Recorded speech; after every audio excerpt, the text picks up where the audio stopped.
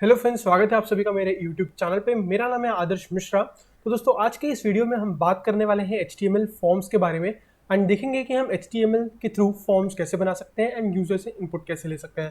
तो दोस्तों, इससे पहले हम शुरू करें, चलिए देख लेते हैं फॉर्म्स का काम क्या होता है। तो बेसिकली फॉर्म्स का काम होता है डेटा कलेक्ट करना। अब डेटा कैसे कलेक्ट किया जाता है? इन फॉर्म्स के थ्रू यूजर अपना इनपुट देता है एंड डेटा को जो भी उसने इनपुट दिया है उसे सबमिट करता है एंड हम उस चीज़ को डेटाबेस में स्टोर करते हैं। इस वीडियो में हम डेटाबेस में स्टोर करने की बात नहीं करने वाले हैं। इस वीडियो में हम बस देखेंगे कि फॉर्म्स बनाकर यूजर से इनपुट कैसे लेते हैं। तो दोस्तों, फॉर्म्स मतलब क्या, कहाँ यूज कर सकते हैं हम इन फॉर्म्स को? तो बेसिकली आपने देखा होगा contact forms, search box, registration forms, survey forms और बहुत सारे फॉर्म्स जहाँ भी आप कुछ इनपुट दे रहे हैं वो बेसिकली एक फॉर्म का एक फील्ड है। दोस्तों, इस वीडियो में हम देखेंगे कि फॉर्म्स कैसे बना सकते हैं एंड जो पूरा वीडियो होगा मैं बेसिकली एग्जाम्पल के साथ लेने वाला हूँ एंड इस वीडियो के एंड में मैं आपको एक छोटी मोटी ट्रिक्स बताने वाला हूँ जिससे आप अपने टाइपिंग को या कोडिंग को थोड़ा एफिशिएंट कर सकते हैं। तो चलिए दोस्तों, ओपन कर लेते हैं अपना विजुअल स्टूडियो एंड शुरू करते हैं फॉर्म्स बनाना एंड सीखते हैं कि फॉर्म्स कैसे बनाते हैं। तो मैं आ गया हूँ अपने विजुअल स्टूडियो में एंड यहाँ पे आप देख सकते हैं मैंने बेसिक लेआउट बनाकर रखा हुआ है। मैंने टाइटल दे दिया है HTML फॉर्म्स एंड इसे मैंने अपने ब्राउजर में ओपन कर रखा है। तो आप भी ये चीज़ें बेसिक चीज़ें कर लीजिए एंड देन मैं चाहता हूँ कि आप मेरे साथ ये कोड करें जिससे आप अच्छी तरीके से सीख पाए, क्योंकि सीखने का सबसे अच्छा तरीका जो है वो खुद करके सीखना होता है। तो चलिए शुरू करते हैं फॉर्म बनाना। सबसे पहले हम एक टाइटल दे देंगे इसको, HTML फॉर्म्स, जो कि हमारा वीडियो का टाइटल है। सेव करेंगे एंड अब फॉर्म बनाना शुरू करेंगे। तो बेसिकली जो पूरा फॉर्म होता है वो एक फॉर्म टैग के अंदर इंक्लोज होता है। ये रहा हमारा फॉर्म का ओपनिंग एंड क्लोजिंग टैग। उसके बाद आप देख सकते हैं यहाँ पे एक्शन जो है ऑटोमेटिकली आ गया है। जैसे कि मैंने आपको बताया था, विजुअल स्टूडियो कोड कुछ चीज़ें ऑटोमेटिकली फिल कर देता है जो कि रिक्वायर्ड होती हैं। बेसिकली एक्शन जो है हम तब यूज़ करते हैं जब हमारे फॉर्म को हमें डेटाबेस में एंट्री देनी होती है, जब हमारे फॉर्म के डेटा को हमें कलेक्ट करके डेटाबेस में एंटर करना होता है, या जब हम इसे एक सर्वर साइड से कनेक्ट करते हैं तब हम एक्शन यूज़ करते हैं। तो अभी फिलहाल हम वो नहीं कर रहे, तो हम एक्शन को निकाल देंगे। फॉर्म में सबसे पहली चीज़ आती है मेथड। मेथड में आप दो चीज़ें कर सकते हैं, एक होता है गेट एंड दूसरा होता है पोस्ट। अभी के लिए हम इसे गेट रहने देते हैं क्योंकि बाय डिफॉल्ट एक फॉर्म का मेथड गेट होता है। देन मैं आपको बताऊंगा कि गेट एंड पोस्ट में डिफरेंस क्या होता है जैसे ही हम एक छोटा सा फॉर्म बना लेते हैं। तो दोस्तों, फॉर्म में सबसे पहली चीज़ मैं आपको बताना चाहूँगा वो है एक इनपुट फील्ड। तो चलिए एक इनपुट टैग बना लेते हैं एंड यहाँ पे आप देख सकते हैं बाय डिफॉल्ट जो है इनपुट टाइप जो है वो टेक्स्ट होती है, इसलिए विजुअल स्टूडियो कोड ने अपने आप उसे कंप्लीट करके टाइप टेक्स्ट कर दी है। बेसिकली ये जो टाइप एट्रीब्यूट है वो ब्राउजर को बताता है कि ये जो इनपुट फील्ड है वो एक टेक्स्ट इनपुट लेने वाला है। तो हम इसे टेक्स्ट रहने देते हैं, इसे सेव करते हैं एंड अपना जो ब्राउजर है उसे ओपन करते हैं, देखते हैं क्या आउटपुट दिखाई दे रहा है।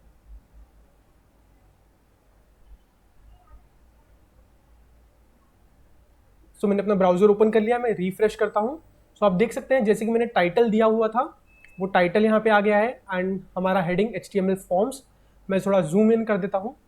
ओके, आप देख सकते हैं और जैसे ही मैं इस पर क्लिक करता हूँ मैं इसमें टाइप कर सकता हूँ। ये बेसिकली एक इनपुट फील्ड है जिसका टाइप टेक्स्ट है। अब दोस्तों, आपने देखा होगा कि इनपुट फील्ड के साथ में या जब भी आपने कोई फॉर्म देखा होगा तो उसके साथ में उसके सामने लिखा होता है कि वो फॉर्म किस लिए है। तो उसके लिए हम यूज करते हैं लेबल टैग का। लेबल टैग मैंने यहाँ पे बना लिया है। अब आप यहाँ पे आप देख सकते हैं एक एट्रीब्यूट है फॉर। बेसिकली इस फॉर एट्रीब्यूट में हम बता सकते हैं कि ये जो लेबल है वो किस फील्ड के लिए है। अब मैं आपको एक एग्जांपल देता हूँ। समझिए आपका नाम XYZ है, तो जब मैं आपको XYZ बुलाऊंगा तब आप समझोगे कि ठीक है मैं आपको बुला रहा हूँ। उसी तरह हम अपने इस इनपुट फील्ड को एक नाम या एक यूनिक आइडेंटिटी देंगे जिससे इस लेबल को पता चलेगा ओके ये नाम या ये आईडी इस फील्ड का है। उसके लिए हम यूज करते हैं आईडी। आईडी आप देखेंगे कि आगे जाकर मैं बहुत ज़्यादा यूज़ करूंगा आईडी एंड क्लासेस, जिसके बारे में जैसे ही हम CSS में जाएंगे मैं आपको डिटेल्ड एक्सप्लेनेशन दूंगा। अभी के लिए आप इतना याद रख सकते हैं कि आईडी का इस्तेमाल हम एक एलिमेंट या हम एक टैग को यूनिक बनाने के लिए या उसको अलग तरीके से एक नाम देने के लिए, आइडेंटिटी प्रोवाइड करने के लिए यूज़ करते हैं। तो इस इनपुट फील्ड को मैं आईडी दे देता हूँ नेम एंड हर चीज़ का नाम होता है तो इस इनपुट फील्ड को भी हम एक नेम एट्रीब्यूट देंगे जो होगा नेम। ठीक है, तो अब यहाँ पे फॉर में जो आईडी मैंने लिखी है वही मैं यहाँ पे लिख दूंगा नेम। सो अब ये क्या इंडिकेट करता है कि ये जो लेबल है वो इस इनपुट फील्ड के लिए है।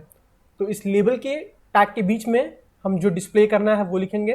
सो मैंने यहाँ पे लेबल के बीच में नेम लिख दिया है। अब अपने ब्राउजर में जाते हैं, रिफ्रेश करते हैं, तो आप देख सकते हैं इस इनपुट फील्ड के जस्ट सामने एक नेम लिखा हुआ आ गया है। सो अब जैसे इस पर क्लिक करेंगे इस पर फोकस आ जाता है, एंड अगर आप इस नेम पे भी क्लिक करेंगे तो आपके इनपुट फील्ड पे फोकस आ जाता है। अब ये कैसे हो रहा है, क्योंकि आपने वहाँ पे डिफाइन किया हुआ है कि ये जो लेबल है वो इस इनपुट फील्ड के लिए है। तो इसीलिए जब आप इस लेबल पे भी क्लिक करते हैं तो आपका जो कर्सर का फोकस है वो इस इनपुट फील्ड पे आ जाता है। तो चलिए और भी जो इनपुट टाइप से फील्ड्स हैं उनके बारे में देखते हैं।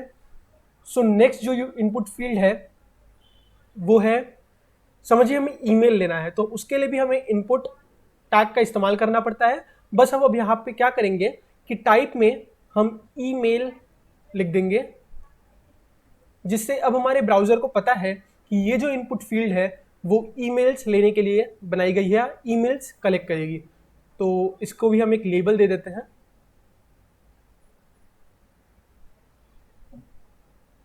उसका लेबल हो जाएगा ईमेल एंड फॉर ईमेल।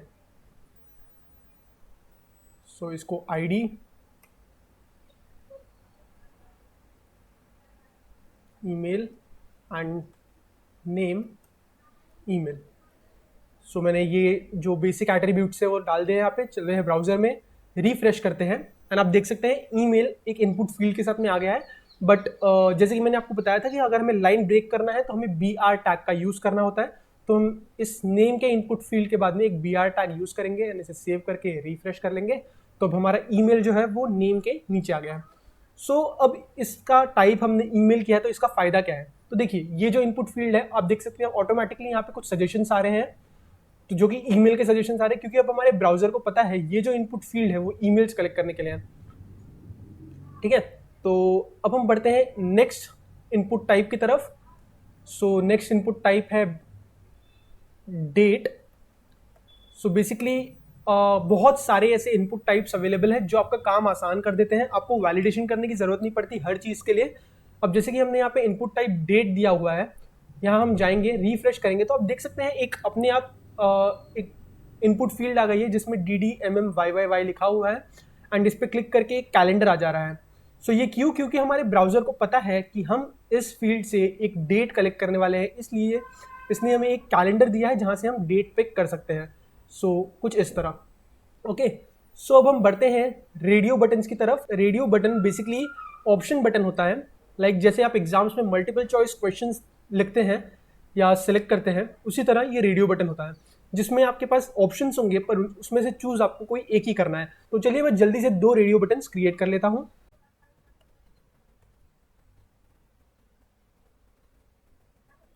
सो अब हमें ये जो रेडियो बटन है इसके राइट साइड में इसका टेक्स्ट चाहिए, तो हम इसका जो लेबल है वो इसके राइट साइड में देंगे। यहाँ पे मैं मेल कर देता हूँ एंड इसे मैं कॉपी पेस्ट करके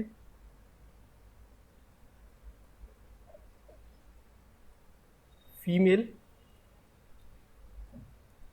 तो अब अगर हम अपने ब्राउजर में जाए एंड यहाँ पे रिफ्रेश करें तो आप देख सकते हैं 2 रेडियो बटन्स आ गए हैं, पर इस समय मैं इन दोनों को सिलेक्ट कर पा रहा हूँ। तो अब हम क्या चाहते हैं कि ये रेडियो बटन है तो कोई एक ही चीज़ सेलेक्ट करें। तो उसके लिए हम क्या यूज़ करेंगे? नेम एट्रीब्यूट यूज़ करेंगे। तो हम दोनों को सेम नेम देंगे जिससे कोई एक ही सेलेक्ट हो। तो इसे हम नेम दे देते हैं जेंडर, इसे भी हम नेम दे देते हैं जेंडर, सॉरी।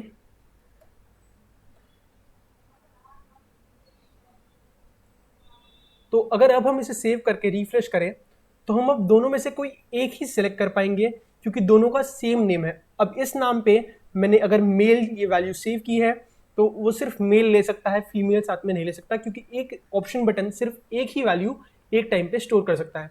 बट अभी हमने इस ऑप्शन बटन को कोई वैल्यू नहीं दी है। ये जो हमने मेल एंड फीमेल लिखा है वो तो हमने टेक्स्ट लिखा है ये इंडिकेट करने के लिए कि ये जो ऑप्शन बटन है इस चीज़ के लिए है।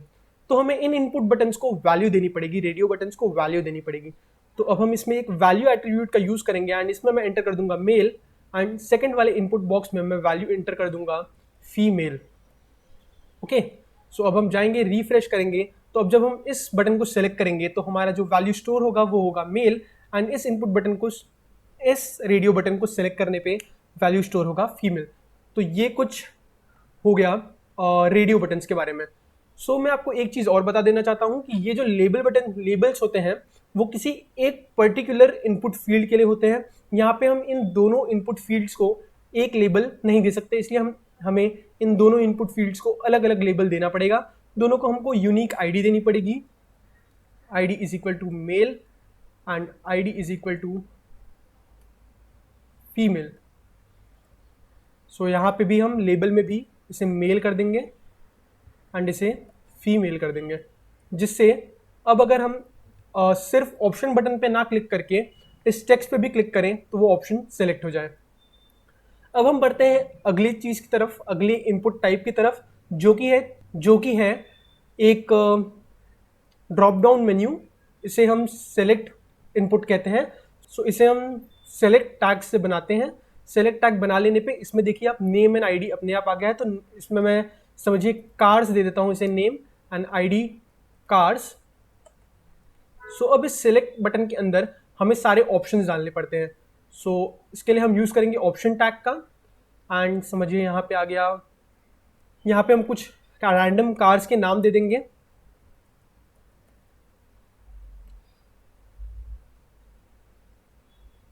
सो मेरी कार्स के बारे में नॉलेज इतनी अच्छी नहीं है तो इग्नोर करना नाम, मैं जो नाम मुझे आता है मैं वो लिख दूंगा। ओके, सो हमने यहाँ पे दो ऑप्शन दे दिए हैं। इनकी वैल्यू जैसे कि हमारे रेडियो बटन्स में थी कि ये जो है सिर्फ टेक्स्ट है डिस्प्ले करने के लिए, इनकी वैल्यू हमें इस टैग के साथ बतानी पड़ेगी। तो ये मारुति हो गई और इसको हम वैल्यू दे देते हैं 800। ओके, अब हम चलते हैं यहाँ पे और हम रिफ्रेश कर लेते हैं। तो आप देख सकते हैं यहाँ पे जो है एक ड्रॉप डाउन आ चुका है। तो एक काम करते हैं, हम इसे थोड़ा नेक्स्ट लाइन पे ले आते हैं जिससे आपको समझने में थोड़ी आसानी हो। सो यहाँ पे हम यूज़ करेंगे BR टैग को। ओके, थोड़ा और नीचे ले आते हैं और एक BR टैग का यूज़ कर लेते हैं। सो ठीक है, यस, अब थोड़ा क्लियरली विजिबल है। सो जैसे ही हम इस पर क्लिक करते हैं हमारे पास दो ऑप्शन आ जाते हैं और हम जिसे भी चूज़ करेंगे वो सिलेक्ट हो जाता है। सो कुछ इस तरह से हम एक ड्रॉप डाउन बना सकते हैं। एंड अब आप जैसे कि देख सकते हैं, मैंने आपको कहा था कि ये जो लेबल्स होते हैं वो किसी एक पर्टिकुलर फील्ड के लिए होते हैं। तो अब हम यहाँ पे लेबल जो क्रिएट करेंगे वो लेबल होगा इस सिलेक्ट टैग के लिए। सो इस सिलेक्ट टैग का आईडी कार्स है, तो इसे हम कार्स देंगे एंड यहाँ पे कार्स। सो रिफ्रेश करते हैं। ओके, सो देखिए जैसे ही मैंने कार्स पे क्लिक किया इस ड्रॉप डाउन पे फोकस आ जा रहा है। सो ये हो गया सिलेक्ट टैग।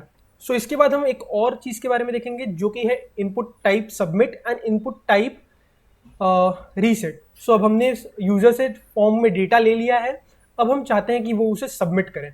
तो उसके लिए हम यूज़ करेंगे एक इनपुट टाइप और यहाँ पे हम दे देंगे सबमिट। ओके, तो इसे एक सबमिट बटन बना दिया हमने और एक नेक्स्ट लाइन पे हम बना देते हैं रीसेट बटन। तो उसके लिए हम यूज़ करेंगे इनपुट टाइप रीसेट। रिफ्रेश करते हैं। सो आप देख सकते हैं दो बटन्स क्रिएट हो चुके हैं, एक सबमिट है और एक रीसेट है।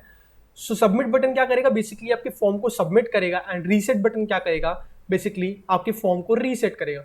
जैसे कि मैं एक रैंडम डेटा इसमें फिल कर लेता हूं।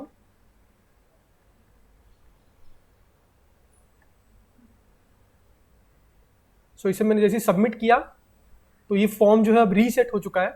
मैं थोड़ा जूम इन करता हूं, क्योंकि जैसे ही आप फॉर्म को सबमिट करते हैं वो फॉर्म जो है, जो भी पर्टिकुलर एक्शन आपने सेट किया होता है बाय डिफॉल्ट ब्लैंक होता है, इसलिए ये पेज रिफ्रेश हुआ है।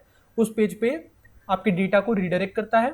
सो अब मैंने आपको बताया था कि गेट एंड पोस्ट के बारे में, तो अब वो चीज़ यहाँ पिक्चर में आती है। अब यहाँ पे आप URL में देख सकते हैं जो जो डेटा मैंने सबमिट किया था वो URL के अंदर विजिबल है। तो मैं इसे कॉपी कर लेता हूँ URL को अपने, एंड इसे यहाँ पे मैं अपने एडिटर में पेस्ट करता हूँ। सो वो आप यहाँ पे देख सकते हैं, मैं सबको नेक्स्ट लाइन पे कर देता हूँ। सो देखिए मैंने नेम में आदर्श मिश्रा लिखा था तो वो यहाँ पे नेम में आ चुका है। ईमेल में मैंने अपना जो ईमेल आईडी डाला था वो यहाँ पे आ चुका है। जेंडर में मैंने दो वैल्यूज दी थी, मेल एंड फीमेल, तो वो यहाँ पे आ चुकी है। एंड कार्स में मैंने मारुति सिलेक्ट की थी तो कार्स की जो वैल्यू है मारुति आ चुकी है। तो अब ऐसा क्यों URL में क्यों आया, क्योंकि हमने गेट मेथड का यूज किया है। अगर हम यहाँ पे पोस्ट मेथड का यूज करें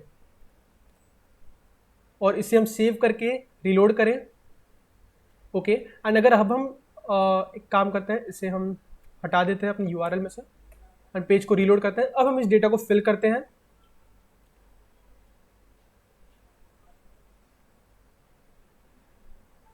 एंड इस बार मैं दूसरी कार्ड सेलेक्ट कर लेता हूँ।